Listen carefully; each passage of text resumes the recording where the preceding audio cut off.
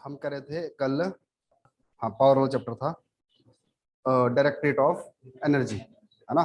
तो directorate energy क्या क्या होगा, अरे ये कर दिया था मैंने। और उसके बाद से कुछ मेजर अचीवमेंट्स थी जिसके लिए काम कर रहा है। तब ये ना, ये क्वेश्चन प्री में आता रहता है, इसको याद ध्यान रखना कि कौन सा प्रोजेक्ट किस पे है और कितने मेगावाट का है। स्वर्ण जयंती एनर्जी पॉलिसी 2021, है ना। अब इसमें देखो स्टेट क्या बोल रही है कि स्टेट अपना एक टारगेट रख रही है। देखो हमने पढ़ा ना जो गोल्स थे कौन से वाले, 2030 के लिए रखा हुआ गोल, जो सस्टेनेबल डेवलपमेंट गोल है ना कहीं उसके साथ ही ये रिलेट करता है। तो सस्टेनेबल डेवलपमेंट गोल के लिए क्या करना, हमको इस तरह की एनर्जी की तरफ जाना है जो सस्टेनेबल हो। तो कौन सी एनर्जी होगी, clean and green energy development. और इससे कितनी बढ़ानी है हमने, स्पेशली हाइड्रो एंड सोलर को बढ़ाना है। एडिशनल 10,000 मेगावाट ग्रीन एनर्जी हमको बढ़ानी है through hydro solar and other green sources by 2030। और अब तरीके क्या हो गए, कुछ तो स्टेट के खुद के वेंचर हो गए, कुछ जॉइंट होते हैं और कुछ सेंटर के हैं और कुछ प्राइवेट के हैं। तो चारों मोड पे काम करना है, joint, state, private and central. और देखो रेवेन्यू का जो पार्ट है ना, वैसे ज्यादा डिटेल में नहीं दिया, मिलता नहीं कहीं ना, कोई सोर्स नहीं इसका, बट हमारे सिलेबस में है मेंस में, revenue generation from hydro potential and tourism. तो अप टू दिसंबर कितना रेवेन्यू जनरेट हुआ यहाँ पे, 9.36.70 93670 करोड़, पॉइंट में ये 936.70 करोड़। और एंटिसिपेटेड 2022 के लिए कितना है, 77 करोड़, है ना। तो इतना हम यहां से लेके आ रहा है। नेक्स्ट है Himachal Pradesh state electricity board limited. और देखो लिमिटेड है, कंपनी है, अगली वाली भी कंपनी है। तो जैसे मैं कल बता रहा था कि ये काम किसका होता है, कंपनी का ही है। देखो जैसे हम वैसे देखते हैं ना, नॉर्मली इस तरह से रहता है। देखो जैसे हम बोलते हैं ना, ये यहाँ पे क्या हो रही है, बिजली जनरेट हो रही है ना। और उसके बाद इसको हायर लेवल पे डाल देते हैं, है ना, हाई वोल्टेज तक समझ लो। और यहाँ से आगे क्या स्टार्ट होगा, ट्रांसमिशन। ट्रांसमिशन में क्या हो गया, इस तरह के जो बने होते हैं ना टावर्स, ऐसे जो टावर्स बने होते हैं इस तरह से, इनके द्वारा क्या होगा, ट्रांसमिशन। और उसके बाद फिर किस पे लाएंगे उसको, फिर से लोड ट्रांसफार्मर, है ना। और फिर यहाँ से आगे क्या स्टार्ट हो जाएगा, डिस्ट्रीब्यूशन। तो डिस्ट्रीब्यूशन कहाँ पे होगा, लोगों के घरों में जहां जहां भी होना है। तो इस लेवल पे हो गई जनरेशन, इस लेवल पे हो गई ट्रांसमिशन, और इस लेवल पे हो गई डिस्ट्रीब्यूशन, है ना। तो टेक्निकली ये सारी चीजें हैं यहाँ पे। तो अब देखो, अब ये Himachal Pradesh state electricity board limited है। तो शुरू में इसके पास सारे काम थे। अब धीरे धीरे क्या बोल रहे हैं कि फ्यूचर में ऐसा होगा आगे कि जितनी तीन काम है, तीनों को काम करने के लिए अलग अलग एजेंसी होगी, है ना। तो देखो इसका क्या काम है, supply of uninterrupted and quality power to all consumer in the state. तो अपने आप में क्या क्या बोलेगा हम इसको, डिस्कॉम। क्या हो गई ये, डिस्ट्रीब्यूशन कंपनी। बट ऐसा सच नहीं है कि अभी ये सिर्फ डिस्कॉम करी हुई, तो हर जगह है ये, है ना। और देखो जी, अब यहाँ पे क्या है कि इसके लिए क्या करेगी, अब सेंट्रली स्पॉन्सर्ड स्कीम को भी इंप्लीमेंट करेगी। अब डिस्कॉम का मतलब क्या है, लोगों तक पहुंचानी है बिजली। और हमारी जो सेंट्रल गवर्नमेंट है, स्टेट गवर्नमेंट है, इसकी बहुत सारी स्कीम ऐसी भी है कि जिन लोगों के पास अभी तक इलेक्ट्रिसिटी नहीं है, उनको प्रॉपर मात्रा में क्या इलेक्ट्रिसिटी पहुंच जाए। समझ ना बात। देखो जो डिस्ट्रीब्यूशन है, एक तो पेड वाला है, जैसे कोई भी चीज होती है, जैसे मान लो राशन पानी है, पेड वाला है। एक पीडीएस भी तो करती है सरकार, फ्री में बांटती है राशन, फ्री में देती है पानी। तो वैसे ही क्या है, बिजली भी है। तो उसके लिए सरकार की क्या बहुत सारी स्कीम्स है।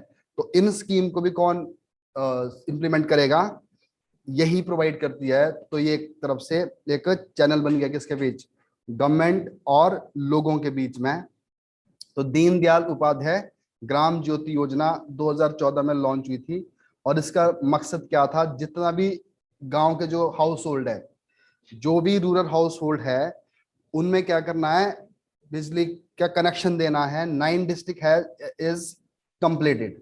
तो 9 डिस्ट्रिक्ट हिमाचल में पूरी हो चुकी है। नेक्स्ट है इंटीग्रेटेड पावर डेवलपमेंट स्कीम। अब देखो इंटीग्रेटेड पावर डेवलपमेंट स्कीम किस कब आई थी, 2014 के लिए आई थी। और इसका जो मेन एरिया है किसके लिए, अर्बन टाउन। तो दीनदयाल उपाध्याय ग्राम ज्योति योजना विलेज के लिए, इंटीग्रेटेड पावर डेवलपमेंट किसके लिए है, अर्बन एरिया के लिए। और अभी तक the work in the 12 IPDS circle has been completed. अब नेक्स्ट है रिवैम्प्ड डिस्ट्रीब्यूशन सेक्टर स्कीम। अब देखो इसमें क्या कर दिया, जो डिस्ट्रीब्यूशन है ना उसको इतना बढ़िया बनाना है कि जो लोग जो भी आगे जुड़े हुए इसके साथ, अगर वो सही से काम कर रहे हैं ना तो उनको reform based and result linked scheme है। कोई भी हो सकता है ना, जो अच्छा परफॉर्म कर रहा है, अच्छा काम कर रहा है ना, तो उसको क्या करेंगे और ज्यादा उसको बेनिफिट प्रोवाइड करेंगे। This scheme has part of covering the metering distribution infrastructure work, project management and training and capacity building. अब देखो जो लॉस होता है ना, लॉस, बहुत सारे लॉस होते हैं इलेक्ट्रिसिटी में।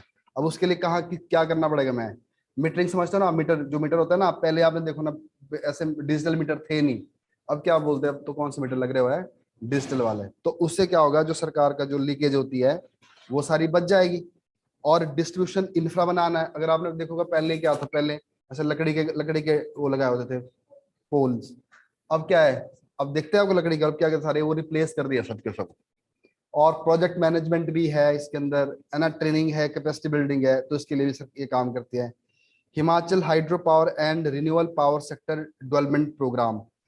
अब उधर से, अब ये जो रिन्यूएबल जो हाइड्रो एंड रिन्यूएबल वाला डेवलपमेंट वाला प्रोग्राम है, इसको कौन देखता है, यहाँ पे वर्ल्ड बैंक प्रोजेक्ट है ये। लोन असिस्टेंस, लोन प्रोवाइड करता है कितना, 12 मिलियन का, जो कि बनता है कितना, approximately 1500 crore. Under this project smart grid technology will be adopted. ये क्या होता है स्मार्ट ग्रिड टेक्नोलॉजी, समझते हो क्या होता है? ग्रिड क्या होती है, जो लाइंस ढलती है उसको ग्रिड बोलते हैं ना। और देखो अब स्मार्ट ग्रिड ना, अगर वैसे नॉर्मली ये समझ लो कि देखो पहले क्या होता था ना, जैसे मान लो यहाँ से इलेक्ट्रिसिटी यहाँ को डिस्ट्रीब्यूट होनी है, क्या है ये, सिंगल चैनल है। जैसे पानी का एग्जांपल दूं मैं आपको, जैसे मान लो पानी का कनेक्शन है एक ना, अब इधर से जितना मर्जी पानी डाल दो, वहां चाहे वो कंज्यूम करे चाहे नहीं करे, चाहे वहां वेस्ट कर ले, उसकी मर्जी है। तो वो तो क्या हो गया, सिंगल वे हो गया ना। अब स्मार्ट ग्रिड में पता क्या होगा, यहां से वापस भी हो सकता है, ऐसा समझ लो।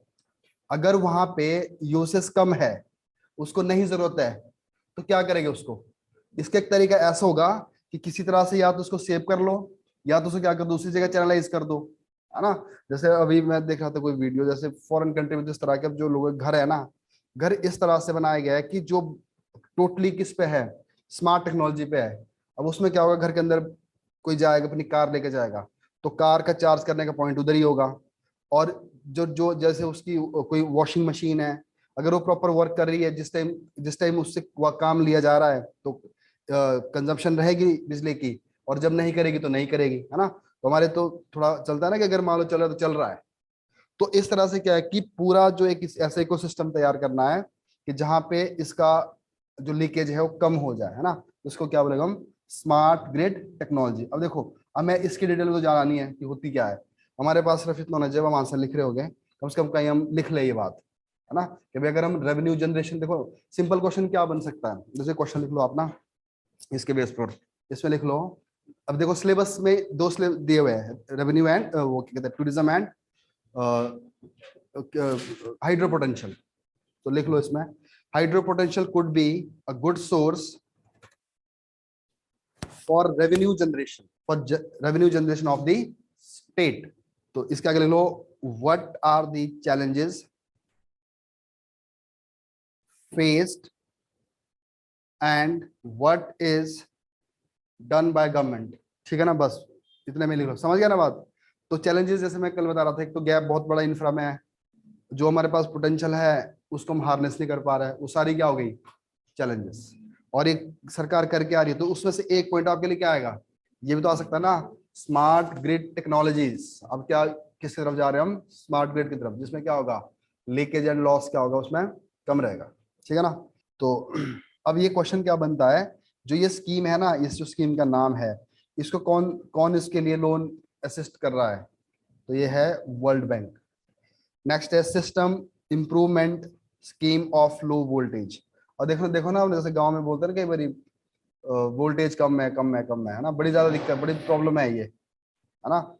तो उसको ठीक करने के लिए क्या स्कीम है, scheme improvement scheme of low voltage, बस इस तरह याद रख लो। मुख्यमंत्री रोशनी योजना अब 2019-20 में लॉन्च किया ये स्कीम, और इसका जो मेन पर्पस है to provide electricity connection to poor family.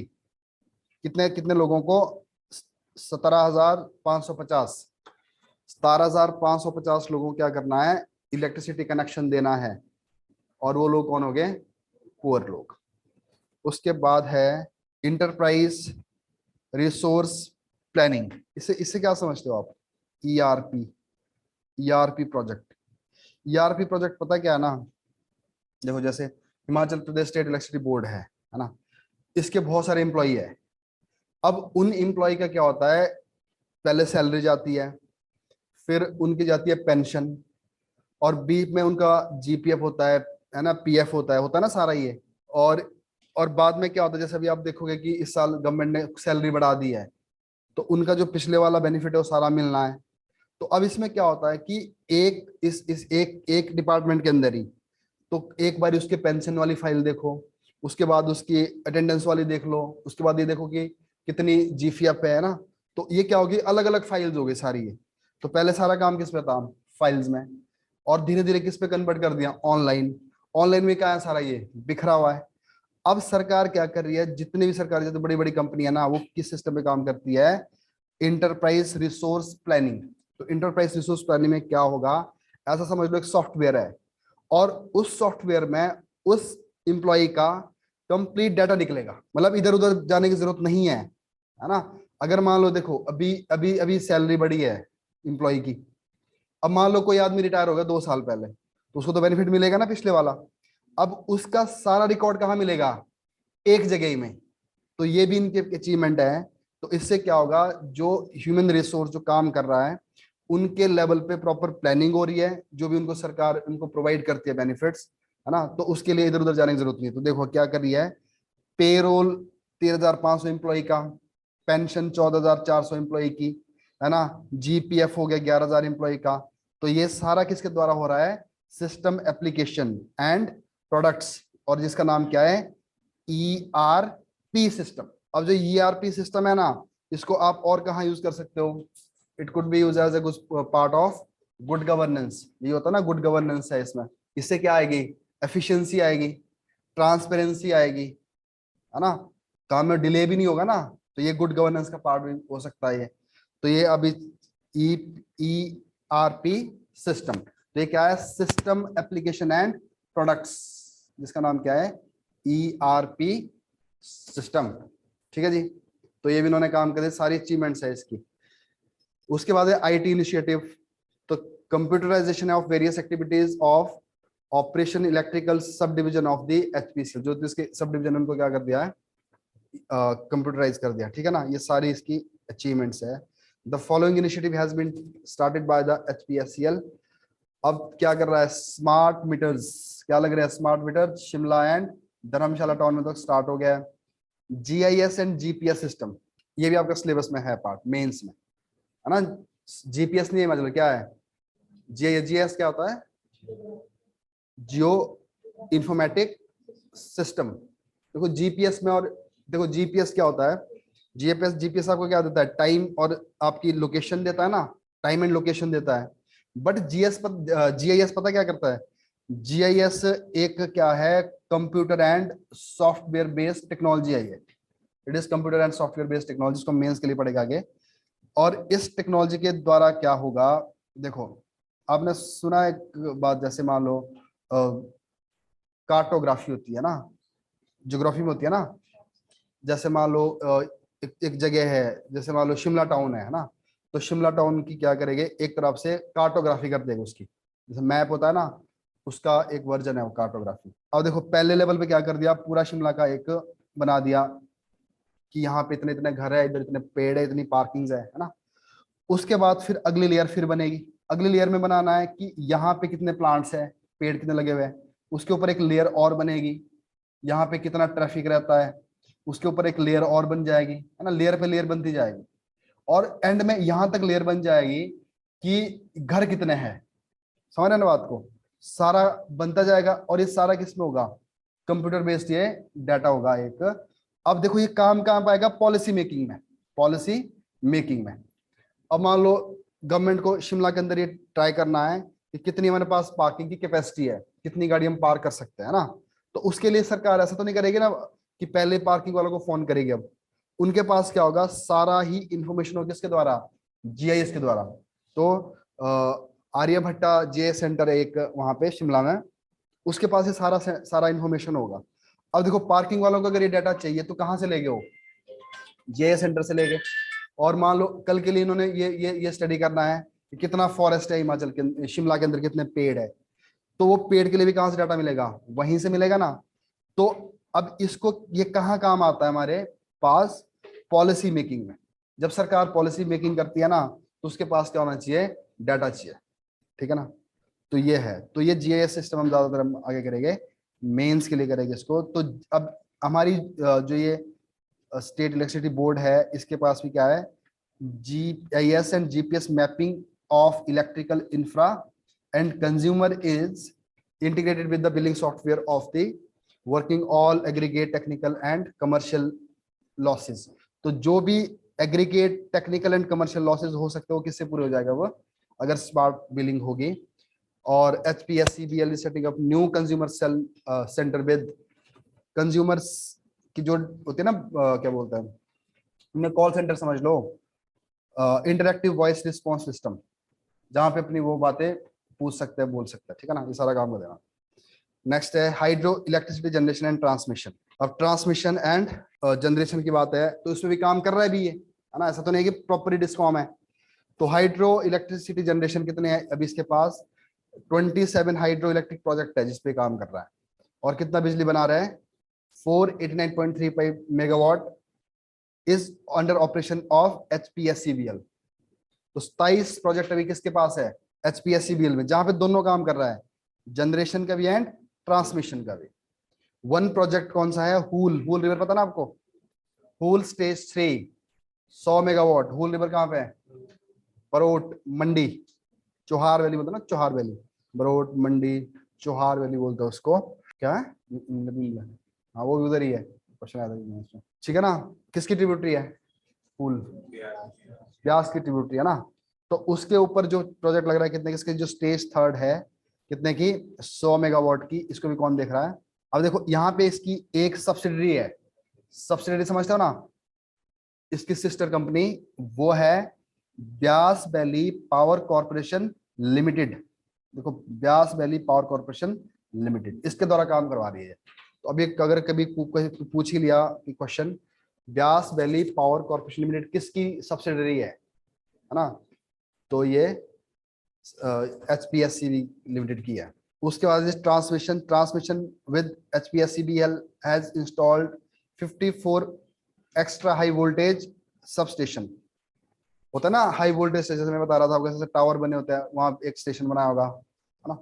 तो ये इसके अपने खुद के है 54, तो इसको इतना ज्यादा आपको याद करने की जरूरत नहीं है। नेक्स्ट है न्यू हाइड्रो इलेक्ट्रिक प्रोजेक्ट। अब कुछ हाइड्रो इलेक्ट्रिक प्रोजेक्ट नए वाले हैं जो HPSCB लिमिटेड के अंदर आ गए। ये मैं इसलिए बता रहा हूँ, आपको प्रीवियस क्वेश्चन आता है, ठीक है ना। साई कोठी 1 2 3 देवी कोठी एंड हिल, इस तीनों का है चंबा में। टोटल मिला के कितने मेगावाट है, 67, ठीक है ना। तो फॉरेस्ट की क्लियरेंस मिल गई है। और दो है इसके पास, एक राइजन और एक है न्यू नोगली टिक्कर एंड कुत्थर। ये कहाँ पे है, कुल्लू में, है ना। देखो न्यू नोगली टिक्कर है, ये नोगली तो वैसे कहाँ पे है, शिमला में भी है, पर ये कौन सा नोगली है, कुल्लू वाला। याद रखना, कई बार वैसे पूछ लेते हैं ना कि मैंने नोगली तो शिमला में होगा, सुना ना, नोगली खट भी है वहां पे। तो यहाँ पे राइजन न्यू नोगली टिक्कर एंड कुत्थर, तो ये कहाँ पे है, कुल्लू में। एक 18 मेगावाट का, 11 का, 5 का, 5 का। तो इसकी डीपीआर क्या होती है, detailed project report, detailed project report. ये इसकी डीप होता है ना, पहले किसी प्रोजेक्ट के लिए क्या होती है, डीपीआर बनती है पहले उसकी ना, डिटेल्ड प्रोजेक्ट रिपोर्ट। तो उसी वही आगे फाइल के रूप में जाती है। तो और दूसरा एनओसी कहाँ से मिलनी है इसके लिए, वेरियस डिपार्टमेंट एंड ग्राम पंचायत, बहुत सारी कहाँ से लेना पड़ेगा, ग्राम पंचायत से लेनी पड़ेगी। FRFAC हैज बीन इनिशिएटेड, तो ये भी है जो फॉरेस्ट पूरे से मिलती है। तो ये दो है। तो इसमें इतना ये जानना है मैं कि ये पूछ लेते हैं कि कहाँ पे है, ये डिस्ट्रिक्ट का नाम पूछ लेते हैं, ठीक है ना। अब आ गया हिमाचल प्रदेश पावर कॉर्पोरेशन लिमिटेड। ये भी क्या है, कंपनी है। तो इसका मेन मोटिव क्या होना चाहिए, इलेक्ट्रिसिटी को जनरेट करना। और ये कंपनी कब बनी है, दिसंबर 2006 में। और ये कैसे काम करती है, जैसे काम करती है नेशनल थर्मल पावर कॉर्पोरेशन, सुना ना आपने, एनटीपीसी करती है, संजय जल विद्युत निगम लिमिटेड करती है, एसजेवीएन करती है, national hydro electric power corporation करती है। तो जिस लेवल की ये नेशनल कंपनी है ना, उस लेवल की कंपनी कौन सी है, स्टेट कंपनी, मतलब स्टेट पीएसयू। क्या हो गया ये, स्टेट पीएसयू, है ना। अब ये है जी project under the operation execution. और इसके इसके अंडर भी कौन कौन से प्रोजेक्ट है, कुछ ऑपरेशन में है और कुछ कभी एग्जीक्यूट करना है ना। तो उनके नाम दिए रखे, देखो यहाँ पे त्रिवेणी महादेव हाइड्रो इलेक्ट्रिक प्रोजेक्ट कितने का, 78 मेगावाट का। कहाँ पे ये, डिस्ट्रिक्ट कांगड़ा में, है ना। और ये अपनी प्रिलिमिनरी स्टडी में इसको देख लेना क्या करना है इसका। उसके बाद है DPR for Kashang 4 stage 48 megawatt और 12 खंबा। ये कहाँ पे, दोनों डिस्ट्रिक्ट किन्नौर में, काशंग एंड 12 खंबा, है ना। ये 48 में। अब देख दूसरा है जिस्पा जिस्पा डैम प्रोजेक्ट। तो जिस्पा कहाँ पे, लाहौल स्पीति में। तो fresh term of references of obtaining permission from investigation work from ministry of environment forest, इनसे क्या लेनी है, क्लियरेंस लेनी है। तो यहाँ भी आपने इतना याद रखना है कहाँ कहाँ पे ये और किसके अंदर है ये। तो ये है किसके अंदर, हिमाचल प्रदेश पावर कॉर्पोरेशन लिमिटेड के अंदर, त्रिवेणी महादेव, काशंग एंड बड़ा खंबा उधर किन्नौर में, और जिस्पा है कहाँ पे, हाँ, project under operation and execution, मतलब जो अभी चल रहे हैं। अब देखो काशंग कहाँ पे है, किन्नौर में। और काशंग एंड केरंग स्ट्रीम, दो छोटे छोटे नाले हैं ये, काशंग एंड केरंग। और किसके पार्ट है ये, सतलुज के। सेंज कुल्लू में 100 megawatt. The Sainj HEP has been executed on the engineering procurement and construction mode, ये भी चल पड़ा हुआ काम इस पे भी। सावड़ा कुड्डू तो ऑपरेशन में आ चुका है, सावड़ा कुड्डू ऑपरेशन में आ चुका है कब, 2021 से, सावड़ा कुड्डू वाला, ठीक है ना, ये काम कर रहा है। फिर है जी शोंग टोंग कर छमी, तो थोड़ा कंट्रोवर्सी में रहता है, क्यों रहता है ये पता ना आपको, क्योंकि यहाँ पे जो लोग हैं ना वो थोड़ा प्रोटेस्ट करते हैं किसको लेकर, लैंड, क्योंकि वहाँ पे कुछ कमिटमेंट जैसे लैंड के कुछ इनको इतना मुआवजा नहीं मिल रहा है। और जो लोग वहाँ वहाँ सरकार ने कोई कमिटमेंट करी होगी कि हम जॉब ही देंगे लोगों को, तो ऐसा कुछ है नहीं है। तो बड़ा न्यूज में रहता है। तो 400 मेगावाट का है, is in progress and schedule to be commission कब तक, 2025 तक। उसके बाद है जी छंजू, द्योतल छंजू। और ये किसकी वैसे ट्रिब्यूटरी है, छंजू जो नाला है ना, ये है रावी की। रावी की है कहाँ पे, ये चंबा में, ठीक है ना। तो इसके ऊपर भी काम हो रहा है। उसके बाद है देखो, एक प्रोजेक्ट है ये रेणुका वाला, एक प्रोजेक्ट है किशाऊ, मिल गए, रेणुका एंड किशाऊ। वैसे एक और भी इनके साथ उनका नाम याद नहीं आ रहा, इसका 3 प्रोजेक्ट है ये। अब देखो ये प्रोजेक्ट की खास बात पता है क्या है ना, ये प्रोजेक्ट इस तरह का है, एक तो ये मल्टीपर्पज प्रोजेक्ट है, जिससे बिजली भी बननी है, इरिगेशन भी होना है, और पीने को भी पानी जाना है। अब देखो, अब इन प्रोजेक्ट का देखो सबसे पहले क्या है, अगर आपने सुना होगा एक प्रोग्राम है गंगा रेजुविनेशन मिशन करके है ना, है ना। गंगा गंगा गंगा का एक बहुत बड़ा मिशन है सरकार का, नमामि गंगे, बड़ी सारी चीज है। तो वो किसके अंदर आती है, सेंट्रल गवर्नमेंट। अब जो रेणुका है ना, रेणुका डैम है, ये किस पे बनना है, गिरी गिरी रिवर। देखो ना, गिरी है ना, गिरी वो सिरमौर को 2 पार्ट में बांटती है, सिसगिरी एंड ट्रांसगिरी, है ना। अब जो गिरी रिवर है वो निकलती है वैसे कहाँ से, शिमला से। गिरी गंगा सुना आपने, गिरी गंगा, गया कोई लोग गिरी गंगा, गया, क्यों बोलते गिरी गंगा उसको, कैसे कैसे कैसे गिर गई। हाँ, साधु था ना कोई, गंगा गंगा लेके चला हुआ था ना, गंगा का जल लेके। तो वहां पे उसका जो था कमंडल था वो गिर गया था, तो उसके मुंह से एक आवाज निकली क्या, कि गंगा गिरी, मतलब गिरी गंगा। तो वहां उस जगह को बोला गिरी गंगा। बट जब आगे बनती है वो नदी, तो क्या बनती है वो, गिरी, ठीक है ना। तो वो गंगा शब्द हट गया, तो क्या रह गई, गिरी रह गई, है ना। अब जो ये गिरी रिवर है ये किसकी ट्रिब्यूटरी है, जमुना की, है ना। और एक है टॉन्स रिवर, टॉन्स रिवर भी किसकी है, जमुना की, है ना। पब्बर रिवर किसकी है? तौंस की। तौंस खुद किसकी है? यमुना की, है ना। और देखो जो तौंस रिवर है ना, वो किसके बीच में बहती है? उत्तराखंड एंड हिमाचल, है ना, सिरमौर, है ना। जैसे ये वाला एरिया ना, जैसे ये है, इस तरफ है उत्तराखंड और इस तरफ क्या है? सिरमौर, है ना। जैसे शिलाई वाला एरिया पड़ता है इस तरफ को, और इधर सुना होगा अगर आपने, चक्राता वाला एरिया पड़ता है इस तरफ को, है ना। चक्राता पड़ता है, शिमला का एरिया, है ना। और इधर से बन रहा है इधर से ये रिवर आई, कौन से वाली? तौंस रिवर। तो जो ये किशाऊ प्रोजेक्ट है ना, ये किसके ऊपर बन रहा है? तौंस के ऊपर, ठीक है ना। तो किशाऊ तौंस के ऊपर है और रेणुका बन रहा है गिरी। बट दोनों ही किस सिस्टम का पार्ट है? यमुना, है ना, यमुना का है ये।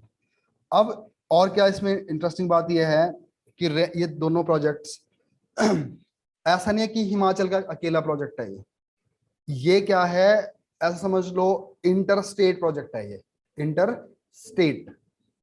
अब इंटर स्टेट में देखो, जैसे मान लो राजस्थान है इसमें, यूपी है, दिल्ली है, हरियाणा है ना, पंजाब है और सेंट्रल गवर्नमेंट है।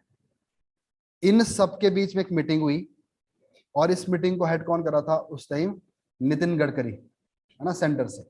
तो नितिन गडकरी ने सभी सीएम को बुलाया, सभी सीएम को बुलाया और इनको ये बोला कि हमें एक काम करना चाहिए कि हमें एक ऐसा प्रोजेक्ट बनाना चाहिए जिससे क्या होगा, इन सभी स्टेट का बेनिफिट होगा। इन सभी स्टेट को देखो, तो थोड़ा थोड़ा काम बांट लिया इनको। जैसे अब देखो, जैसे रेणुका डैम है, अब रेणुका का जो तो बिजली बनेगी 40 मेगावाट, इसको याद रखना, 40 मेगावाट, 40 मेगावाट जो बिजली बनेगी इससे, उस पे पूरा कंट्रोल रहेगा किसका? हिमाचल का। बट जो इसका पानी आगे जो बनेगा ना, इस डैम से जो आगे पानी बनेगा, वो इन सभी स्टेट को जाएगा। इवन यूपी राजस्थान तक की बात हुई है ना, जितने जितने सीएम थे।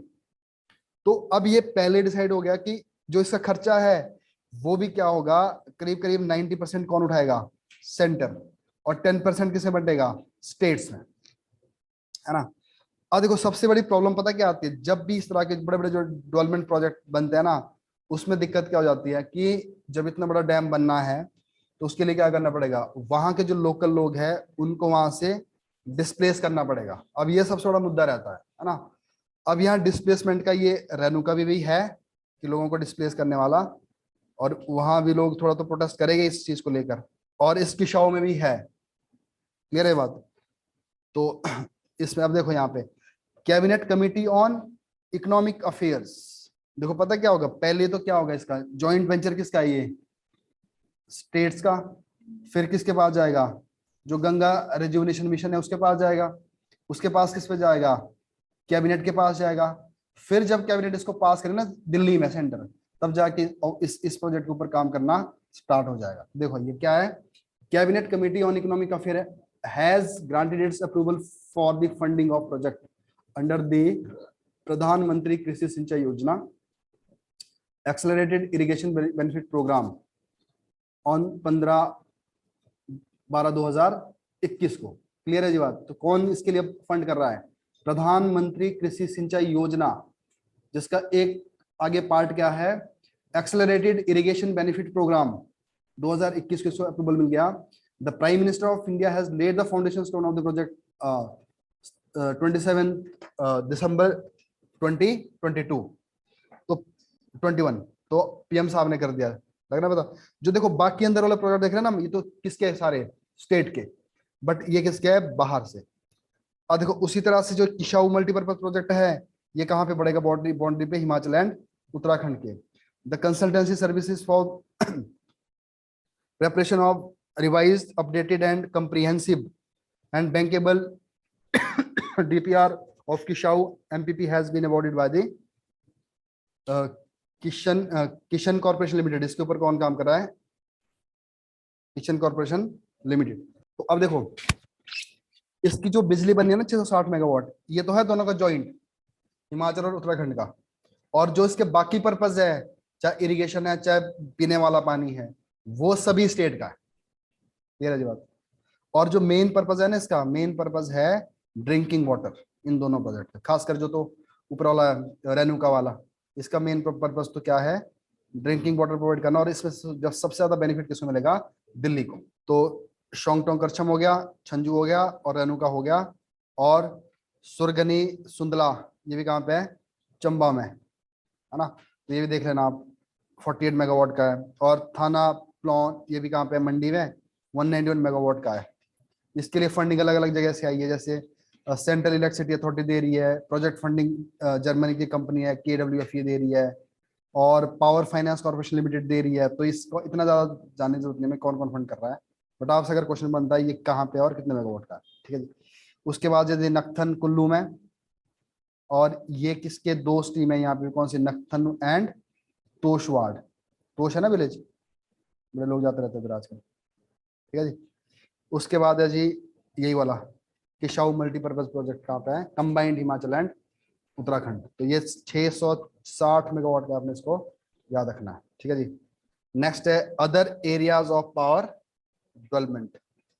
अब ये होगा ना, तो देखो बुक में तो और भी ज्यादा हो सकता है, बट आपको जो यहाँ आए हुए है ना, ये सारे आपको याद रहने चाहिए, क्योंकि इसमें से प्री में क्वेश्चन आता है। अब देखो सोलर पावर वाला ये पूछा हुआ है, बहुत बारी पूछा हुआ है। पहला है देरा धोल सोलर पावर प्रोजेक्ट, जैसे धोलन विलेज है, धोलन विलेज है वहां पे एक, ये कहाँ पे? नैना देवी वाले एरिया में, बिलासपुर में। तो कितना है ये? 5 मेगावाट कैपेसिटी। तो बैरो धौल सोलर पावर प्रोजेक्ट 5 मेगावाट का है, और HPPCL इसको कर रहा है, इसके ऊपर काम। और कहाँ पे ये? Naina Devi district of Bilaspur. This was the first solar power project in the state. और दूसरा है अगलोर सोलर पावर प्रोजेक्ट। ये अगलोर कहाँ पे है? उन्ना। और ये क्वेश्चन पूछा कितने मेगावाट का है? 10 मेगावाट का क्वेश्चन पूछा हुआ है जिसमें, उन्ना में है जी ये। और HPCL है जनरेटेड टोटल 920 करोड़। तो ये भी किसका पार्ट बन गया? Revenue generation. तो इतना हमने कहां से मिला है? नेक्स्ट है जी Himachal Pradesh transmission corporation limited. अब देखो, अभी जो Himachal Pradesh state electricity board है ना, उसकी उसकी आगे एक ब्रांच क्या बन गई? HPPTCL। अब जो किसमें काम करेगी? ट्रांसमिशन, उसका नाम ही ट्रांसमिशन दिया हुआ है। और स्टेट ट्रांसमिशन यूटिलिटी सर्विसेज में काम करेगी ये। Government of India has approved loan, कितना? एशियन डेवलपमेंट बैंक इसको लोन दे रहा है, जो कि ट्रांच 1, ट्रांच 2, ट्रांच 3। ट्रांच 1 समझते हो ना, ऐसा समझ लो किस्त जैसी होती है ना, सारा पैसा एक बारी में नहीं आएगा। जैसे जैसे मान लो शिमला के लिए एक बारी पैसा आया था टूरिज्म के लिए, ट्रांच 1, ट्रांच 2, ट्रांच 3। अब ट्रांच 1 ने बोला कि आपने ये काम करना है। ट्रांच 2 में अगर आप ट्रांच 1 वाला काम करके दोगे तो किसके लिए आएगा पैसा? दूसरे के लिए, ठीक है ना। अब यहाँ क्या क्या बनाना है? पहले ग्रीन एनर्जी कॉरिडोर। तो green energy corridor one scheme has initiated for developing the economic transmission system in order to encourage green renewable energy generation. This scheme has been funded 40% grant किससे आएगी? मिनिस्ट्री ऑफ रिन्यूएबल एनर्जी से। 40% किससे आएगी? Fixed loan from government German development bank, है ना, KfW है, याद रखना जर्मनी का बैंक है ये। And rest from equity. Equity समझते हो ना, अपने शेयर शेयर टाइप बेच के। तो इस तरह से बनेगा ग्रीन एनर्जी कॉरिडोर। और GEC1 HPPTCL has awarded 10 transmission projects. तो 10 ट्रांसमिशन प्रोजेक्ट, इनको इतना याद रखने की जरूरत नहीं है कौन से है। अब नेक्स्ट है जी हिम ऊर्जा। तो हिम ऊर्जा किसके लिए काम करती है? ऐसे प्रोजेक्ट जो कहां तक हो? Up to 5 megawatt. तो जो 5 मेगावाट से नीचे वाले हैं उसके लिए कौन काम करेगा? हिम ऊर्जा। बाकी तो ये 3 ऊपर वाली कंपनी कर रही है ना, तो इसके लिए कौन करेगा? हिम ऊर्जा। और ये मेनली किसमें करेगा? Popularise renewable energy programme. जैसे मैं आपको बता रहा था ना, कल बता रहा था मैं आपको कि जो हाइड्रो एनर्जी है वो कंप्लीट रिन्यूएबल में नहीं आती है ना, उसका एक लेवल है। तो अभी तक हम 5 मानते हैं, पर शायद इसको बढ़ा दिया, 10 कर दिया, कुछ ऐसा कर दिया, मेरे को एग्जैक्टली याद नहीं है। The solar thermal and solar photovoltaic programme of Him Urja. तो इसके अंदर solar cooker, solar water heating system, है ना, ये सारा जो लाइट देखे देखे ना हमने गांव में, लाइट लगा रखी है ना, वो सारी किसकी है? भी इसी के अंदर आती है। SPV डोमेस्टिक लाइट है बीन डिस्ट्रीब्यूटेड। तो गांव में बड़ी सारी ये डिस्ट्रीब्यूट की जाती है। हिमाचल में तो शायद हर एक गांव में ही है ना, प्रधान सबसे पहले अपने गांव घर पे लगाता है। Solar power plant of Him ऊर्जा, इसमें ऐसे ऐसे एक्सप्लेनेशन दी हुई सर्वे पर, मैंने हमने डाली नहीं हो क्योंकि वो काम की थी नहीं। तो सबसे पहले क्या है? Of grid solar power plant. Of grid क्या हो गया? जिसमें कोई ऐसी लाइन नहीं होती, तो इसमें क्या है, ऑफ ग्रिड पावर प्लांट कितने हैं, 250 megawatt capacity, each household has been provided to BPL household in remote and tribal area of Pangi valley in the Chamba district.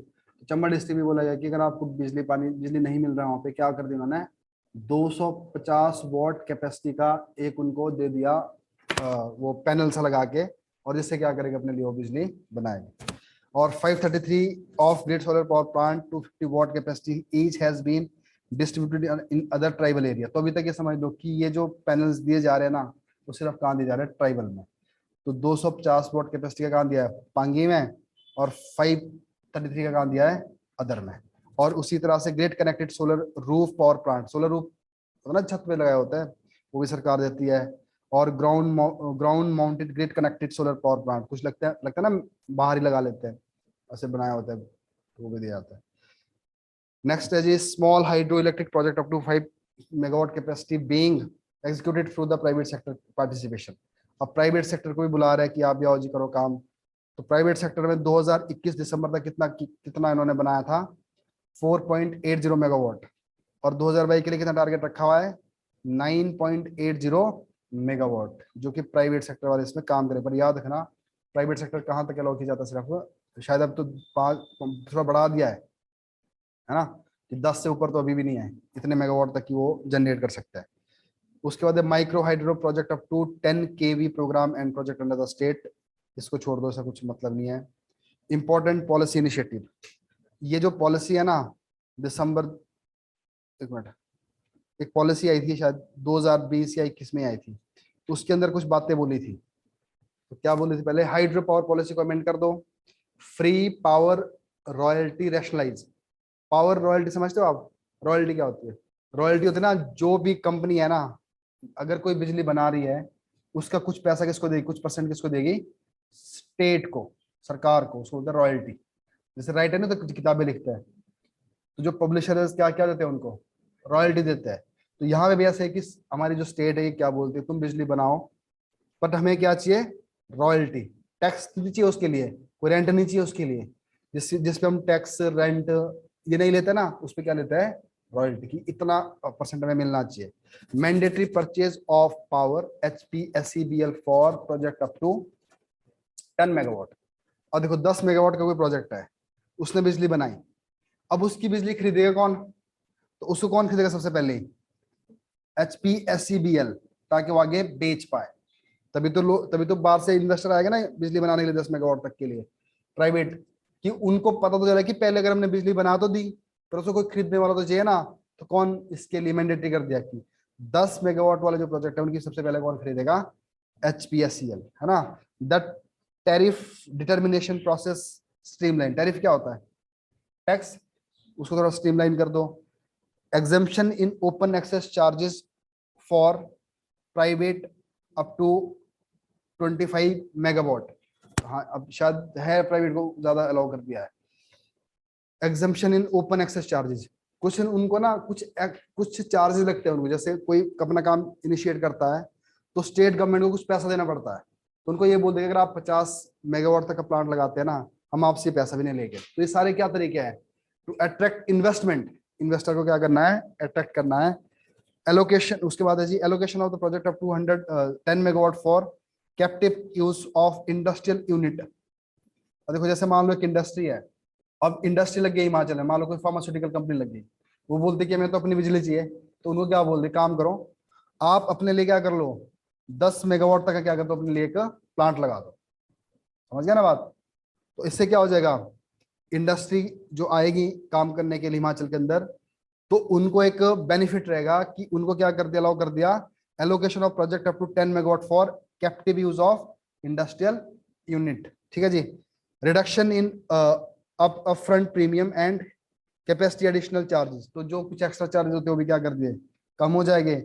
Nominal charges for government forest land announced, जो land वगैरह मिलती है वो भी क्या हो जाएगी, थोड़ी सी सस्ती मिल जाएगी। चलो जी, तो ये हमारा टॉपिक खत्म।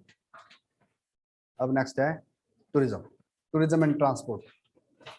तो अपना जो सिलेबस है ना, उसका टूरिज्म बड़ा ही इंपॉर्टेंट पार्ट है। जो तो आपका पेपर 3 ना, पेपर 3 की जो लास्ट यूनिट है, वो सारी किसके ऊपर है, टूरिज्म के ऊपर।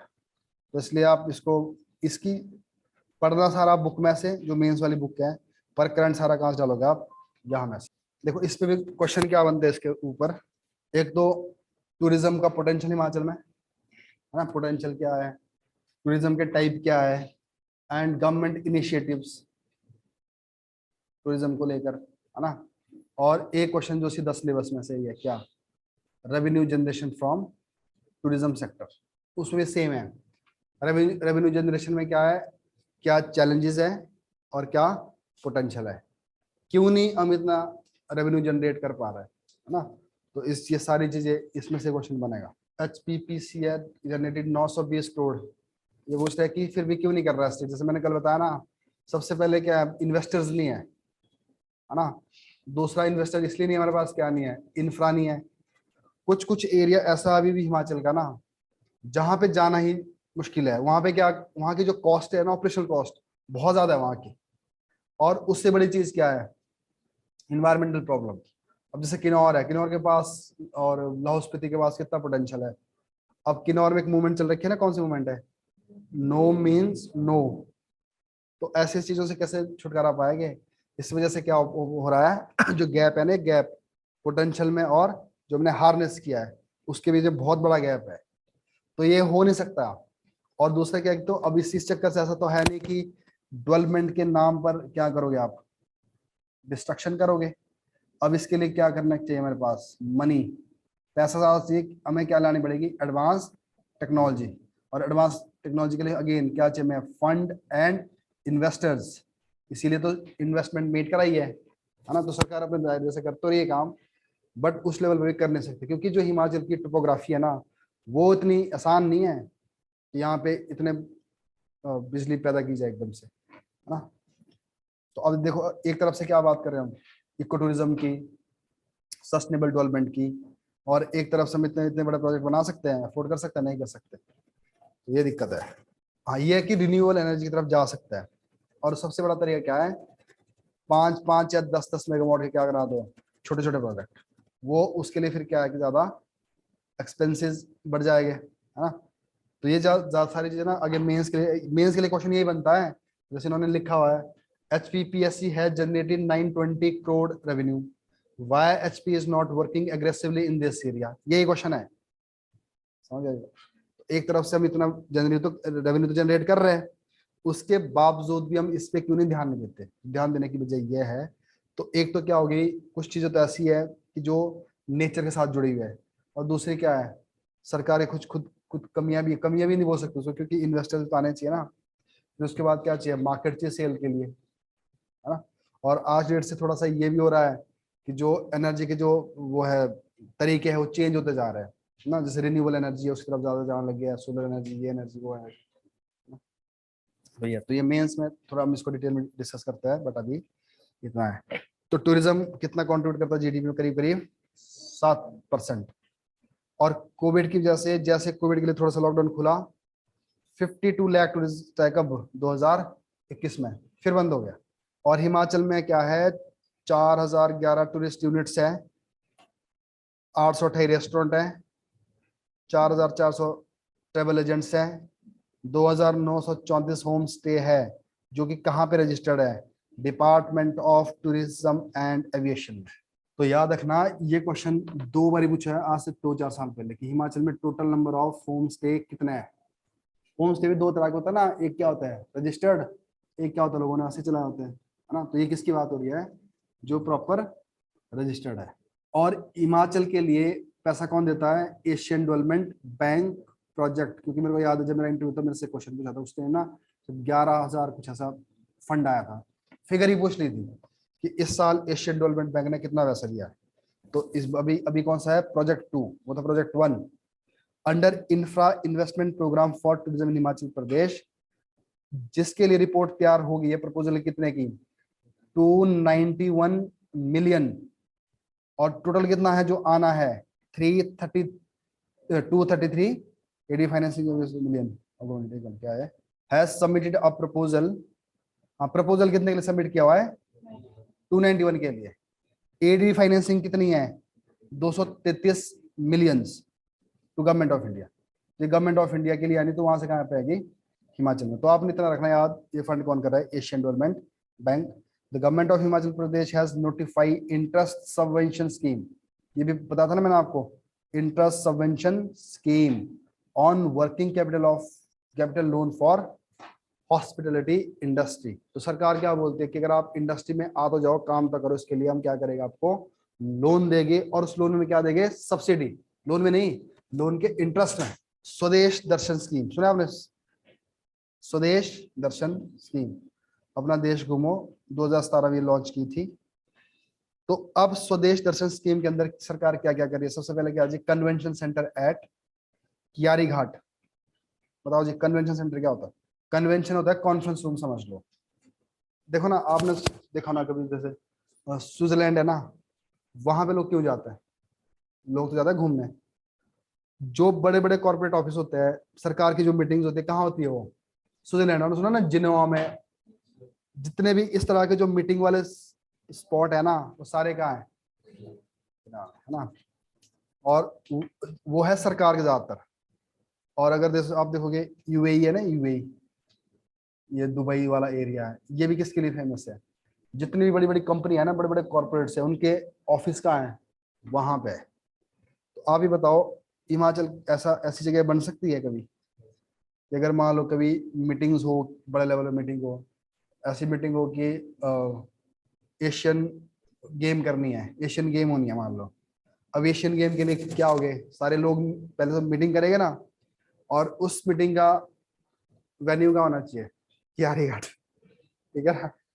तो कहने मतलब है कि सरकार ये चाहती है कि हिमाचल एक ऐसी डेस्टिनेशन बने, मैरिज के लिए नहीं, ठीक है, किसके लिए, कॉन्फ्रेंस के लिए, बड़ी बड़ी कॉन्फ्रेंस। आजकल थोड़ा समय चेंज हो गया है, अब होती है वीडियो कॉन्फ्रेंस, उसकी जरूरत पड़ती नहीं है, समझ गया ना बात।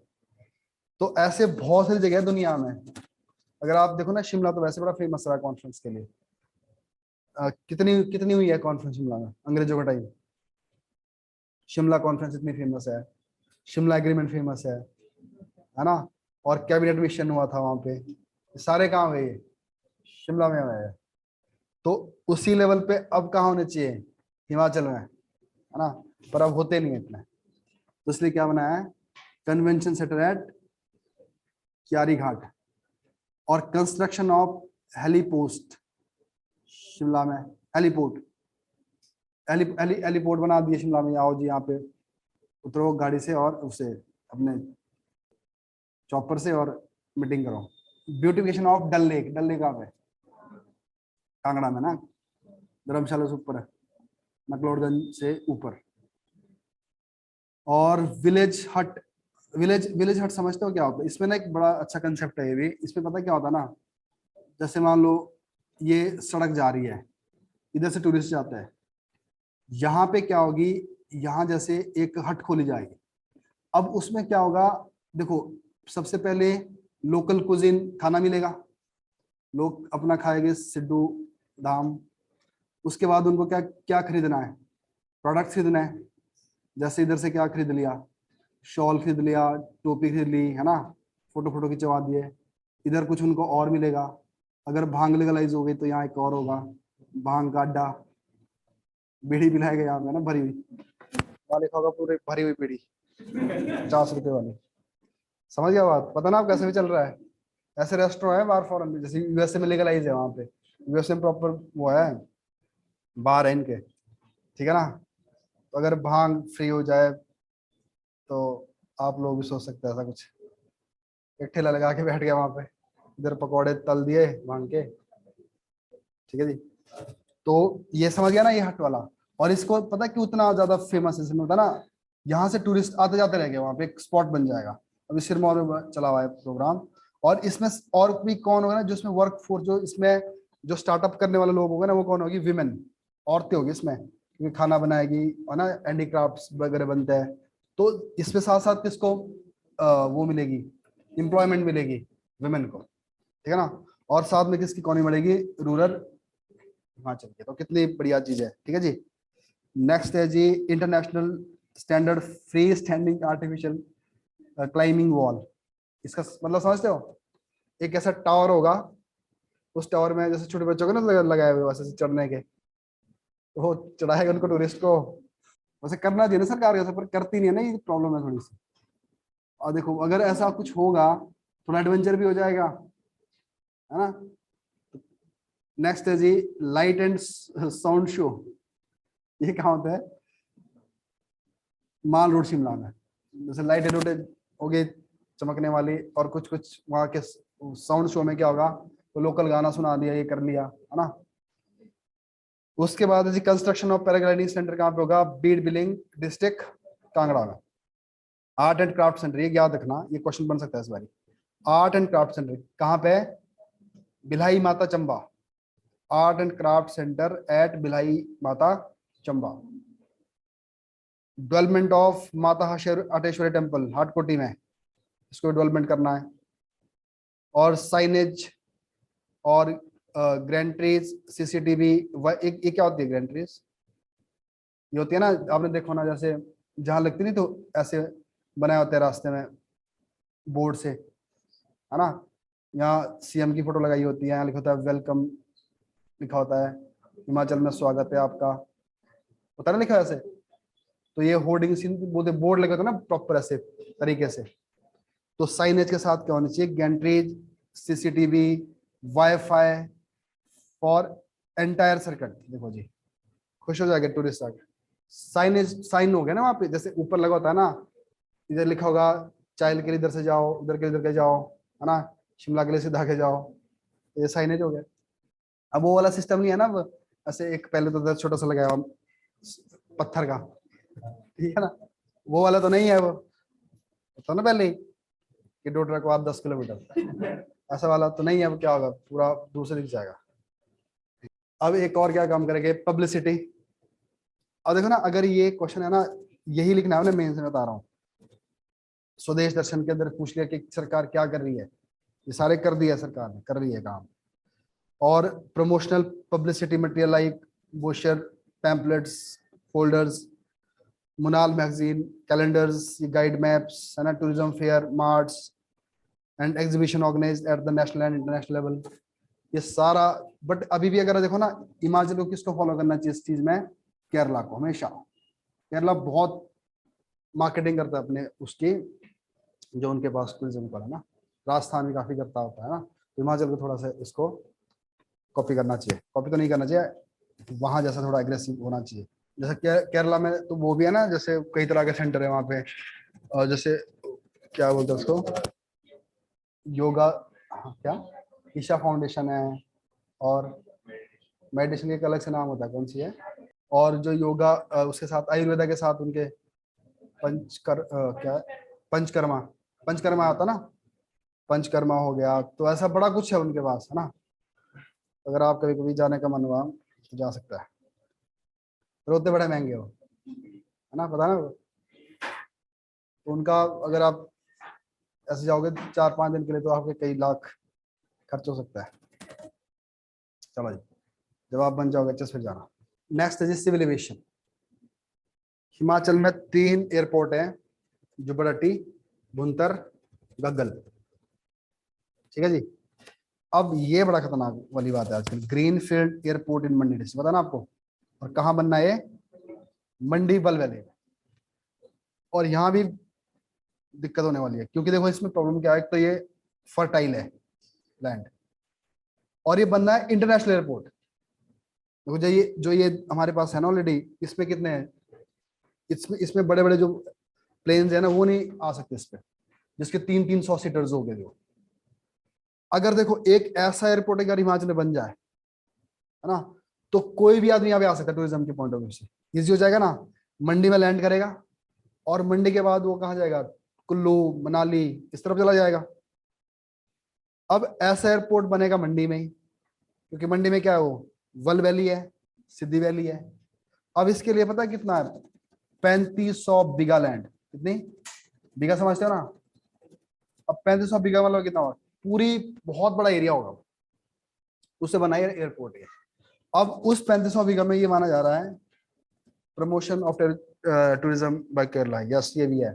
तो 3500 के अंदर ना कम से कम ये माना जा रहा है कि इसके अंदर कम से कम 3,000 जो लैंड है ना, 3,000 बीघा किसकी है, लोकल लोगों की। और उसमें कुछ तो घर जाना है, कुछ तो गांव चले जाना है, किसके लिए जाएंगे, एयरपोर्ट के।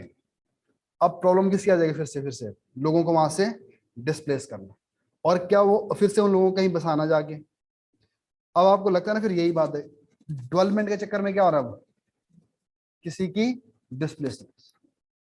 अब उधर जयराम जी पूरे हो रखे एग्रेसिव कि वही बनेगा यहाँ पे पोर्ट, है ना, कि मेरा ड्रीम ड्रीम प्रोजेक्ट है ये, सीएम बन के तो मैंने करना ही करना है, मैं पता नहीं कब करेगा, अगली बार बनेगा नहीं बनेगा।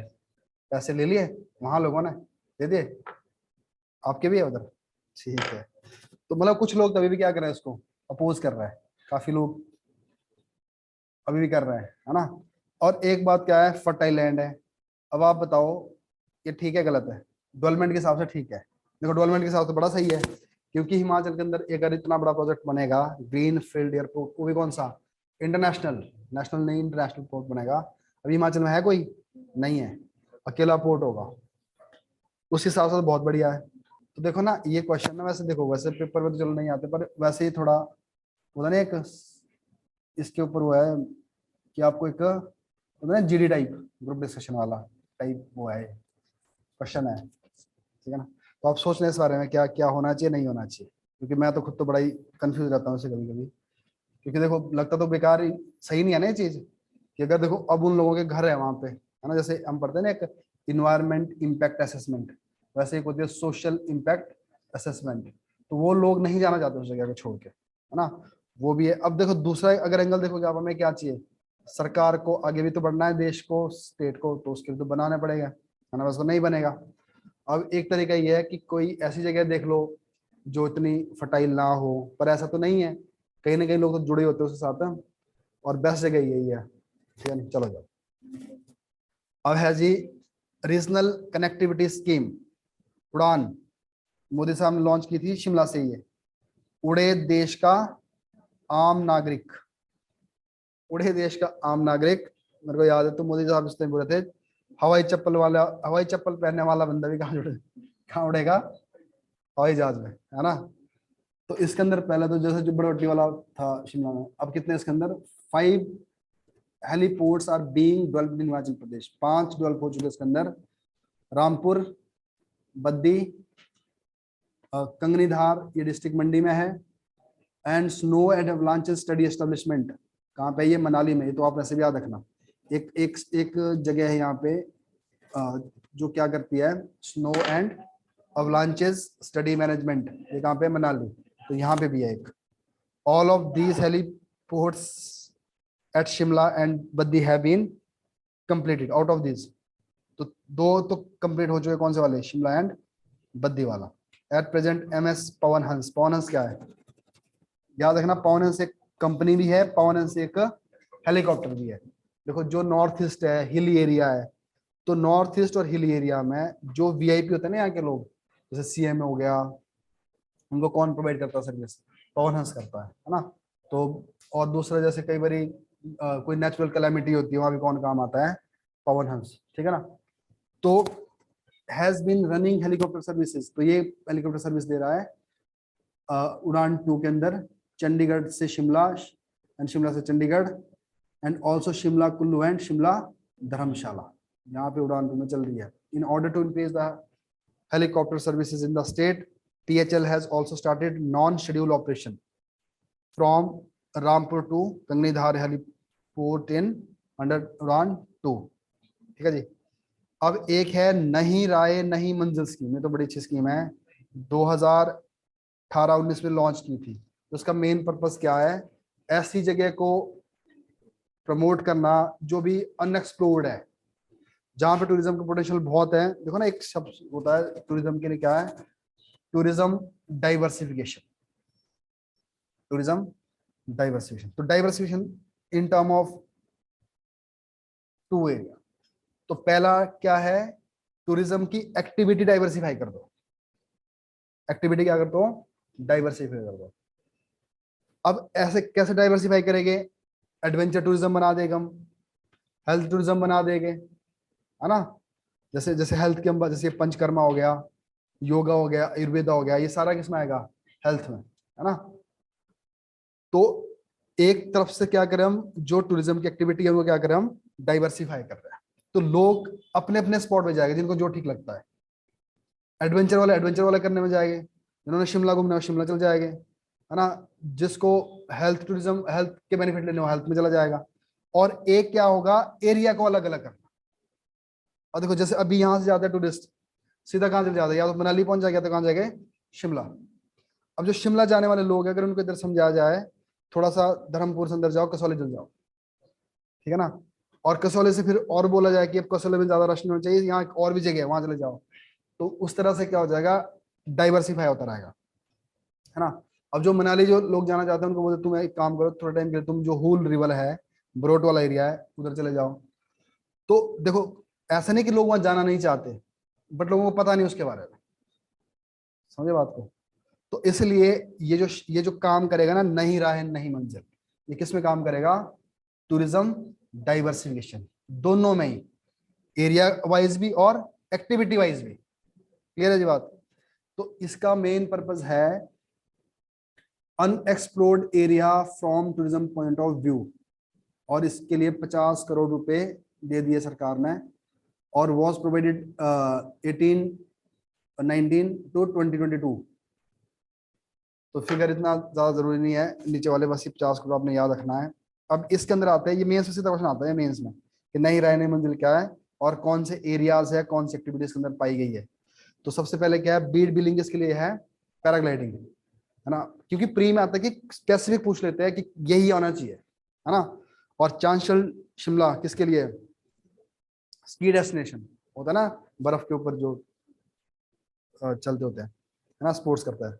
जंजेली, अब जयराम जी ने अपना एरिया डाल दी थी, किसके लिए, इको टूरिज्म। कहता है यहाँ पे क्या होगा, इको टूरिज्म। इको टूरिज्म समझते हो ना, इको टूरिज्म का सीधा मतलब होता है कि नेचर के साथ, देखो इको टूरिज्म के जो स्टेक होल्डर्स होते हैं ना, कौन कौन होता है, सबसे पहले कौन होगा, नेचर, ठीक है जी।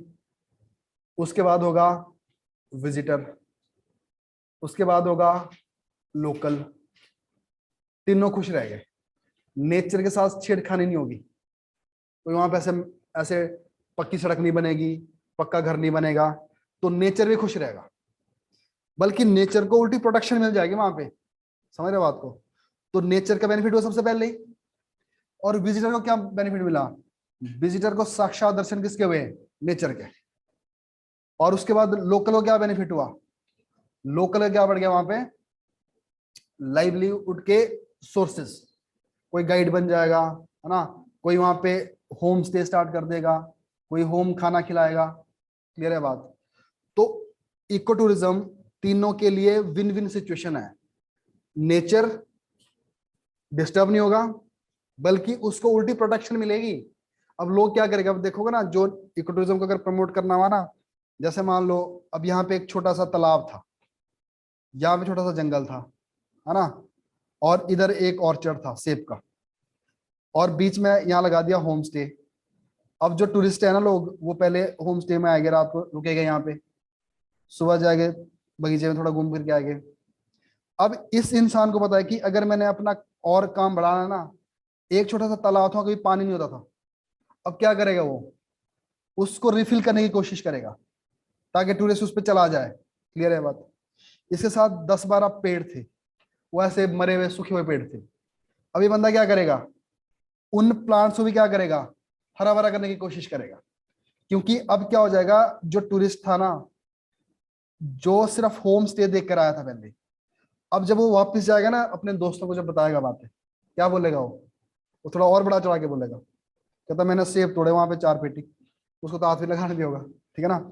उसके बाद क्या बोलेगा, फिर मैं गया, पानी का बहुत बड़ा झरना था वहां पे, उनको तो बड़ा ही लगता है ना। फिर उसके बाद बोलेगा जंगल था, बहुत बड़ा जंगल, मैं तो थक गया। अब अगर ऐसा बातें करेगा ये, अगली बारी 10 बंदे फिर पहुंच जाएंगे, समझ रहे हैं बात को। तो क्या क्या हुआ यहाँ पे, इस आदमी का लालच बढ़ेगा, ये फिर थोड़ा जंगल और बढ़ाएगा, इधर इधर कुछ और करेगा, लग रहा है ना बता। तो कितनी शक्ति है टूरिज्म के पास। तो यही तो इसमें अब देखो बेनिफिट किसका हो रहा है, सबसे पहले इसका नेचर का, नेचर नेचर अगर नेचर कोई जिंदा होगा तो सुखी हो रहा होगा कि आज से पहले उसे काट रहे थे कि हमने यहाँ पे होटल बनाना है ना, सड़क बनानी है, तब तो बेचारा रोता होगा नेचर। अब तो खुश होता होगा, अच्छा अगली बारी मैं और बड़ा बनूंगा।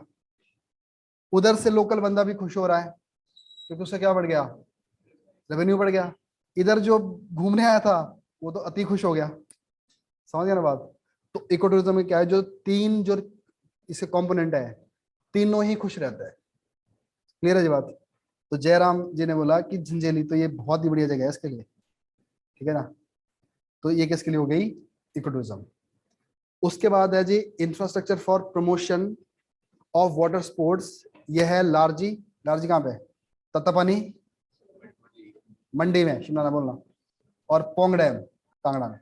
लारजी है ब्यास पे, तत्तापानी किस पे है, सतलुज मंडी में। और पोंग डैम किस पे है, ब्यास पर, कहाँ पे, कांगड़ा में। ठीक है ना। तो ये तीन याद रखना है, किसके लिए, वाटर स्पोर्ट्स के लिए। तो डाइवर्सिफिकेशन हो रही है ना यहाँ पे, जगह की भी हो रही है और एक्टिविटी की भी हो रही है। नेक्स्ट है पैराग्लाइडिंग। और कहा इन्होंने जगह ढूंढी है, शेर जगास, ये कहाँ पे जगह है, डिस्ट्रिक्ट सिरमौर में। And eco tourism in Churdhar from Nauradhar valley. तो इको टूरिज्म कहाँ पड़ेगा, चूड़धार एंड नौराधार वैली। और tourism related public facility at both end, Rohtang जो टनल है उसके दोनों एंड में क्या है, टूरिज्म की एक्टिविटी रहेगी। एक है कुल्लू वाली एरिया, एक कहाँ पड़ेगा, लाहौल में कौन सा, सिसु एरिया, ये वाला। और लास्ट है जी शिव धाम, कहाँ बनेगी, मंडी में। शायद 12 वो बनने हैं वहां पे ना, ज्योतिर्लिंग बनने हैं, कितने, 12 बनने हैं वहां। तो वैसे तो मंडी टाउन शिव जी के लिए फेमस है ना, तो और ज्यादा इसको प्रमोट किया जाएगा। नेक्स्ट है जी टूरिज्म पॉलिसी। जो टूरिज्म पॉलिसी का कंप्लीट हमने जो लिखा हुआ है वो हमारी मेंस वाली जो बुक है उस पर कंप्लीट बताया टूरिज्म पॉलिसी के बारे में, 2019 वाली, क्योंकि सिलेबस में क्लियर लिखा है tourism policy, industrial policy and forest policy, तीन है आपकी मेंस वाली, tourism, industrial and forest policy. तो टूरिज्म पॉलिसी देखो 2019 की है, is design in such a manner that it will accelerate economic development. तो हमें सबसे पहले क्या मिलनी चाहिए, इकोनॉमिक डेवलपमेंट मिलनी चाहिए, और मिनिमाइज सोशल इक्वलिटी कम होनी चाहिए, रिड्यूस पॉवर्टी गरीबी, और कंजर्व टेंजिबल इंटेंजिबल हेरिटेज। जो हमारे पास दिखती हुई हेरिटेज है, टेंजिबल क्या होगी जो दिखती है, इंटेंजिबल क्या होगी जो नहीं दिखती, जैसे कोई सॉन्ग्स वगैरह होते हैं local. By making the use of the art technology in a sustainable manner. ये सारे काम हो गए। One of the most important objective policies to create an enabling environment for investment. तो साथ में क्या करना है, हमने लोगों को अट्रैक्ट करना है कि आप आओ यहाँ इन्वेस्ट करो for sustainable tourism. This policy has been framed to achieve the sustainable goal. कौन से वाले गोल, गोल 8 एंड गोल 12। ठीक है जी। अब उसी तरह से हिमाचल प्रदेश टूरिज्म कॉर्पोरेशन। अब कॉर्पोरेशन क्या होता है, सब में होते हैं जो सरकार के लिए काम करते होते हैं। अब कॉर्पोरेशन सबसे पहले क्या काम करेगा, 54 होटल्स और 1047 रूम्स, 2370 बेड, इनको देख रेख करता है। और साथ में hotel new rose common and Kasauli. New rose common कहाँ पे है, कसौली में। इसकी देख रेख भी कौन कर रहा है, HPTDC। ठीक है ना, ये क्वेश्चन कभी प्रीमियम बन सकता है। और ओपन डेट कैफेटल, कैफेटल कहाँ पे है, सिसु में। ठीक है जी, जहां पे रोहतांग टनल का एक कॉर्नर है, एक वो है एंड है। In the current financial year HPTDC generated कितना, 55.7 करोड़ रुपीज। और टारगेट कितना रखा हुआ इसको, 68 का। कि सरकार ने बोला था कि आप 68 करोड़ कमा के देना, पर इसने कितना दिया है, 55 करोड़। ये आप इनके इनके बड़े महंगे होते हैं इनके वो। अब इसमें ना एक ये रिपोर्ट दे रखी है इस पर इन्होंने ना, Himachal Pradesh tourism satellite account. ये पता क्या है ना, एक रिपोर्ट है, एक रिपोर्ट है, ये एक अकाउंट सा बनता है इसका। अब ये क्या होती है, एक टूरिज्म की दे रखी है इन्होंने, एक हेल्थ की दे रखी है। इसका मतलब पता क्या है, एक रिपोर्ट तैयार करना और इस रिपोर्ट के बेस पर ये बताना आने वाले टाइम में कि टूरिज्म को लेकर कौन कौन सी सर्विसेज और कौन कौन से प्रोडक्ट्स हिमाचल के पास होने चाहिए। मुझे बात क्या बोल रहा मैं, देखो अगर हमारे पास पूरा डाटा होगा स्टेट के पास, कितना टूरिस्ट आता है, कितना एम्प्लॉयमेंट मिलता है इससे, कितने लोगों को बेनिफिट मिलता है, कितने लोग फॉरेन से आते हैं, कितने लोग डोमेस्टिक से आते हैं, कितने लोग स्टेट से आते हैं अंदर टूरिज्म के पॉइंट ऑफ व्यू से, तो जो भी लोग आएंगे ना, तो इसका मतलब है स्टेट में क्या बढ़ेगी, डिमांड। डिमांड बढ़ेगी तो हमें क्या मिलनी चाहिए, सप्लाई उस चीज की। जैसे मैं आपको मैं छोटा सा एग्जांपल दे दूं, अब जैसे मान लो टूरिस्ट आते हैं घूमने के लिए, है ना, तो कुछ कुछ जगह उनको बोतल चाहिए पानी की। अब क्या सभी टूरिस्ट को बोतल चाहिए, तो इस तरह से क्या है कि अब किसकी किसकी सप्लाई देखनी है हमने, पानी की देखनी है। उसके बाद उनको खाने का सामान चाहिए वहां पे, तो जो भी वहां वहां टूरिज्म की वजह से एक डिमांड बढ़ेगी ना, उसकी सप्लाई कितनी है। देखो ना, जब तक हिमाचल में जीरो टूरिस्ट आ रहा है, तो अब जो जो लोग हिमाचल के लोग हैं उनकी तो अपनी खुद की बेसिक डिमांड है, उनकी क्या होगी, बेसिक डिमांड होगी ना। अब जो टूरिस्ट आएगा उसकी डिमांड कुछ और होगी। अब जब तक वो अपने घर पे रहेगा ना, तब तो नहीं उसकी डिमांड होगी। अब घर पे तो नहीं बोलेगा मैंने ट्रॉट खानी है। अब जो टूरिस्ट बन के जाएगा उस दिन तो वो भी बोलेगा अब तो ट्रॉट ही खाएंगे, समझ गया ना बात। और पानी भी चाहिए उसको, दूसरे वाला बिस्लरी वाला पानी चाहिए, क्योंकि वो पैसे खर्च करने के लिए आया है ना। और तो इसीलिए मैं बता रहा हूं कि अब ये जो रिपोर्ट है ये हमें ये बताती है कि स्टेट के अंदर किस चीज की डिमांड बढ़ रही है और किस चीज की आपके पास सप्लाई होनी चाहिए। और इसका मतलब क्या होगा, तो इसी इसी से क्या दे पाएगा हम, इफेक्टिव सर्विसेज डिलीवरी, इसको टूरिस्ट को। अगर उनको इफेक्टिवली चीजें मिलती रहेगी तो वो दोबारा भी आते रहते हैं। बट हिमाचल में आजकल कुछ कुछ टूरिस्ट को भी पकड़ पकड़ के पीट लेते हैं, देखा ना, ऐसे वीडियो वायरल होती रहती है। थोड़ी सी शरारत कर लेते हैं तो उनको फिर पकड़ के सीधा कर देते हैं। और देखो क्या है, तो ये क्या है, national account, national scheme of national account है ये, and show the linkage between the demand and supply for goods and services with regard to tourism. Clear है ये बात, demand and supply with respect to tourism. हो सकता है कि हिमाचल के लोगों की डिमांड नहीं है, बट किसकी वजह से डिमांड बढ़ गई, टूरिज्म की वजह से, है ना। जैसे टैक्सी है, अब टैक्सी हिमाचल के लोगों की तो डिमांड है, लिमिटेड डिमांड है ना, पर ज्यादा किसकी वजह से बढ़िया है, टैक्सी की वजह से। तो इसका कुछ कुछ डाटा है जो आपको देखना है, इसको देखो ना। ये जो डाटा दे रखा है कुछ खास डाटा नहीं, इसको छोड़ दो आप, एक नजर मारनी होगी मार लेना, बाकी आप छोड़ सकते हो उसको। State supply and use status, tourism product ratio. Tourism product ratio का मतलब क्या हो गया, जो भी हम कुछ बनाते हैं ना प्रोडक्ट, क्या रेशो में हो उसको भी, ऐसा कुछ खास नहीं है क्योंकि मैंने पूरा स्टडी किया था, मुझे कुछ खास लगा नहीं है। और कितना जीडीपी में कंट्रीब्यूट करता है ना। जैसे GSVA 3.46% of total gross value added, इसको भी आप एक ये फिगर याद रखना, 3.46 किस फॉर्म में, GSVA। अब यहां से आगे वाली इंफॉर्मेशन थोड़ी इंपॉर्टेंट है आपके लिए। As regard employment, tourism employment referred to the number of job in tourism characteristic industries in the state. This is estimated कितनी, 1.86 लाख, तो 1.86 लाख एम्प्लॉयमेंट कौन बनाता है, tourism. Total number of the job in the state कितनी है, 47.88 लाख में। अगर मान लो 70%, 70 लाख पॉपुलेशन है हिमाचल की, तो कितने लोग जॉब करते हैं, 47 लाख, करीब करीब 48 लाख। और जिसमें से 1 लाख 2 लाख का जॉब करता है टूरिज्म में। तो टोटल कितना परसेंट हुआ ये, 3% ऑफ टोटल एम्प्लॉयमेंट। 3% कहां पे आता है, टूरिज्म से। तो कुछ लोग सेल्फ एम्प्लॉयमेंट भी करते हैं, इसको तो छोड़ दो आप, इसका कोई जरूरी नहीं है, ये वाला डाटा इतना जरूरी नहीं है। और उसके बाद यदि GBA में कितना शेयर है, 7.3 एस्टिमेटेड है ना। और नंबर ऑफ जॉब कितनी है, 14.42%। इतना हम चाहते हैं किससे, टूरिज्म से, जो कि नहीं है। अब देखो ये डाटा कहाँ दिया हुआ है, यहाँ वाला। तो GBA में क्या एक्सपेक्ट करते हैं हम, 7.54, ये क्वेश्चन बन सकता है। और टोटल एम्प्लॉयमेंट कितनी एक्सपेक्ट करते हैं हम, 14.42%। हो गया जी। नेक्स्ट है जी, bridge, road and bridge Himachal में। तो हिमाचल प्रदेश में कितना वो है अपने पास road, 40,000 20 kilometre motorable road inclusive of jeepable and track till 2021 तक। अब पहले देखो बड़ा कम था जब देश बन जब स्टेट बनती है ना, बट अब कितना है 40,000 20 किलोमीटर रोड है। और अब देखो जी इसके अंदर क्या है, the target is fixed 2022 and achievement made up to 21। कुछ टारगेट रखे होते वो 2022 के लिए, और जो हमने अचीव कब कर दिए, कुछ कर दिए 2021 तक।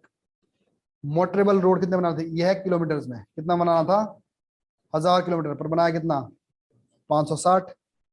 और क्रॉस ड्रेनेज समझते हो ना, जैसे पानी के ऊपर पुल, आपने देखो ना बहुत सारा गाड़ी हिमाचल प्रदेश चलती है, साथ साथ में ही है, पानी भी साथ ही है और साथ में क्या है गाड़ियां वहां से क्रॉस होती है। तो कितने थे ये 495, तो कितने अचीव किया है 664। और उसके बाद मेटलिंग एंड टायरिंग 2000 किलोमीटर कितना किया है 1865। और जीपेबल कितना है 60 किलोमीटर कितना किया है। और ब्रिज ये नंबर्स में है, 80 ब्रिज का टारगेट था, बनाया कितना है 52। विलेज कनेक्टिविटी कितनी थी 90 की थी, 90 विलेज कनेक्ट करना था, पर किए कितना अभी तक 37। तो अब तक हिमाचल के टोटल विलेज तो नहीं कनेक्ट हुए, पर जब जो हुए अभी तक वो कितना है 10,591 विलेजेस। इतने विलेजेस यहाँ पे कनेक्ट हो चुके हैं। और यहाँ तक हम करेगा आज नेशनल हाईवे।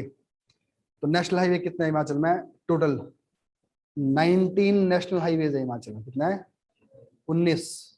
और जो इनका होता ना स्टेट हाईवे नेशनल हाईवे है ना, तो नेशनल हाईवे कितने क्रॉस होते हैं हिमाचल से 2592 किलोमीटर। जो 19 नेशनल हाईवे है 19 एच है NH है, डायरेक्ट क्वेश्चन आता है कितना NH है हिमाचल में 19। और कितना किलोमीटर बनाता है वो 2592 किलोमीटर। और आउट ऑफ विच 1238 किलोमीटर कौन देखता है, इसकी देखरेख कौन करता है state public work department, state PWD। हमने देखा ना, मालूम सरकार इंस्ट्रक्शन देती है सेंटर वाली, जो किसके इंटरेस्ट में होगा नेशन की सिक्योरिटी एंड कम्युनिकेशन का पार्ट होगा। तो समझ लो स्टेट को ये इसकी देखरेख करनी पड़ेगी। तो कितना ये 1238। In addition the national highway authority of India has developed and maintained 5 NH। तो 5 NH कौन मेंटेन करता है national highway authority of India, और लेंथ है इसकी 785 किलोमीटर। और इसके साथ साथ 3 हाईवे याद रखना, 3 हाईवे कौन देखता है बॉर्डर रोड ऑर्गेनाइजेशन। 3 हाईवे किसके अंदर आता है बॉर्डर रोड ऑर्गेनाइजेशन, और कवरिंग 569 किलोमीटर। ठीक है जी। तो यहाँ से आगे थोड़ा सा रहेगा, ये कल करेंगे। और फिर एक चैप्टर हमारा थोड़ा सा ये बड़ा है, इसको हमने कल आप पूरा मेंटली तैयार हो क्या ना, कि कल हमने ये चैप्टर कंप्लीट करना है ना। तो ऐसा कोई नहीं बोलेगा कि क्लास कर दिया, चाहे मतलब ये 6:45-7 बजे क्लास हो जाएगी, पर मैं कोशिश करूँ पहले हो जाए, पर अपन को ये कल कंप्लीट करना है ना। और अगर तो एक बार आप देख के आओगे ना चैप्टर को तो ज़्यादा सही रहेगा। अगर आप एक बार पढ़ के आओगे ना इस चैप्टर को तो आसान रहेगा, क्योंकि इसमें से बहुत क्वेश्चन बनते हैं प्री में भी और मेंस में, है ना। तो बस यही समझ लो कि बड़ा चैप्टर यही है, फिर आगे तो छोड़ दो।